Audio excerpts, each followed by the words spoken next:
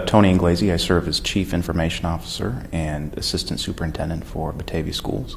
It's a district of about 40 miles due west of Chicago. Serves 6,300 students, 8 schools, 1 middle school, 1 high school, 6 elementary schools. It's considered a high-achieving school district, but certainly has its challenges as we're trying to modernize the way we teach and we learn. CETL is the Certified Education Technology Leader certification, and it is built around CoSN's K-12 CETL framework for essential skills. And I've known about the framework for many years. In fact, our leadership model for the role of the CIO in Batavia schools was actually modeled around it. So I was definitely familiar with it, but more on a casual basis. And when I started looking, when this exam became available and this for certification, I thought, well, here's a good way for me to earn maybe some more credibility. I never was a classroom teacher. I've worked for the district for 17 years. I worked my way up the ranks. I started as a student, and I never left.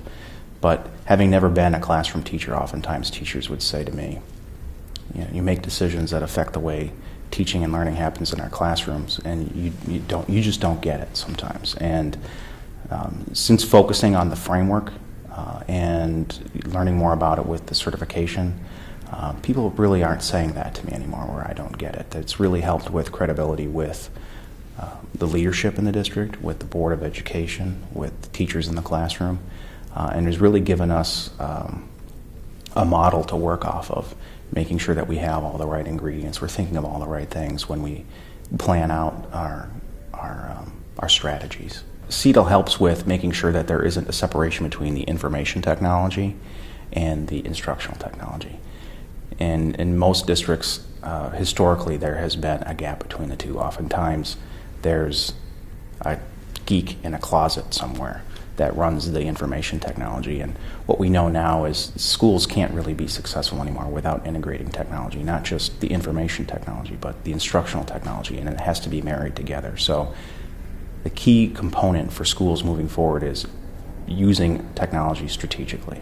And CETL really sets a framework for helping schools do that. Other components for CETL 2 is really taking a continuous improvement approach to technology and really maturing the IT organization so that it supports the needs of teachers in the classroom, and building it around processes and data to evaluate its performance. And in Batavia, we've used this model, this framework, to help us move to becoming a proactive organization. And we have the numbers to prove it. We've got 3 different types of requests that come from teachers. We have first service requests, where they're asking for a service that IT provides. The second would be an incident, where something is broken, maybe a teacher can't print.